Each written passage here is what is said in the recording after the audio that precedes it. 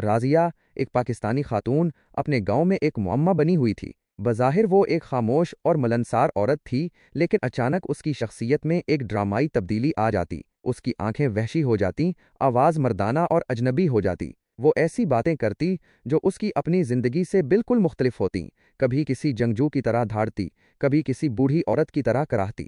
لوگ خوف زدہ تھے، ان کا ماننا تھا کہ رازیہ پر کسی جن یا بدروح کا سایہ ہے۔ جب اس کی آواز بدلتی تو وہ کہتے کہ اس پر کچھ آ گیا ہے۔ اس کی حرکات غیر متوقع ہوتیں، وہ اچانک چیخ اٹھتی، بے قابو ہو کر ناچنے لگتی، یا پھر کسی کونے میں دبک کر گھنٹوں تک بڑبڑاتی رہتی۔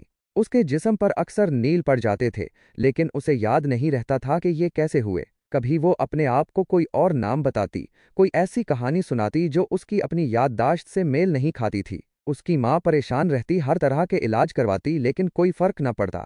گاؤں کے بزرگ کہتے کہ یہ کسی طاقتور جن کا اثر ہے اور اسے صرف دعا اور تعویذ سے ہی ٹھیک کیا جا سکتا ہے۔ ایک رات جب رازیہ کی حالت بہت بگڑ گئی تو اس نے اپنے ہاتھوں سے اپنے چہرے کو نوچنا شروع کر دیا۔ اس کی آنکھوں میں خوف اور وحشت تھی، وہ ایک ایسی زبان میں چیخ رہی تھی جسے کوئی نہیں سمجھتا تھا۔ گاؤں والے ڈر کر دور کھڑے تھے، کسی کو ہمت نہیں ہو رہی تھی کہ اس کے قریب جائے۔ ان کا یقین اور پختہ ہو گیا کہ رازیہ پر واقعی کسی بری چیز کا قبضہ ہے۔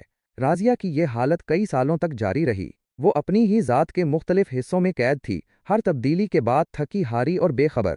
گاؤں والے اسے ایک ڈراؤنی کہانی کی طرح یاد کرتے، ایک ایسی عورت جس پر بھوت پریت کا سایہ تھا۔ کسی نے یہ سوچنے کی زحمت نہیں کی کہ شاید اس کی یہ حالت کسی جسمانی یا روحانی مسئلے کی بجائے ایک پیچیدہ نفسیاتی بیماری کی وجہ سے ہے۔ کئی سالوں کی تکلیف دہ صورتحال کے بعد رازیہ کے خاندان نے ایک بڑے شہر میں ایک ماہر نفسیات سے رجوع کرنے کا فیصلہ کیا۔ شروع میں ماہر نفسیات نے بھی اس کی غیر معمولی علامات سن کر احتیاط سے رائے دی، لیکن وقت گزرنے کے ساتھ مختلف ملاقاتوں اور رازیہ کے رویوں کے بغور مشاہدے کے بعد ماہر نفسیات اس نتیجے پر پہنچا کہ رازیہ کسی مافوق الفطرت قوت کا شکار نہیں، بلکہ ایک پیچیدہ نفسیاتی مرض میں مبتلا ہے جسے انشقاقی تشخصی اضطراب ڈسوشیٹیو آئیڈینٹی ڈس آرڈر کہتے ہیں۔ ماہر نفسیات نے خاندان کو بتایا کہ یہ حالت اکثر شدید صدمے یا بچپن کے تکلیف دہ تجربات کے نتیجے میں نشوونما پاتی ہے۔ رازیہ کا ذہن اس ناقابل برداشت درد سے بچنے کے لیے خود کو مختلف حصوں یا شناختوں میں تقسیم کر لیتا ہے، جن میں سے ہر ایک کے اپنے خیالات، احساسات اور یادیں ہوتی ہیں۔ یہ مختلف شناختیں باری باری رازیہ کے رویے اور شعور پر قابض ہو جاتی ہیں، جس کی وجہ سے اس کی شخصیت میں اچانک اور واضح تبدیلیاں نظر آتی ہیں۔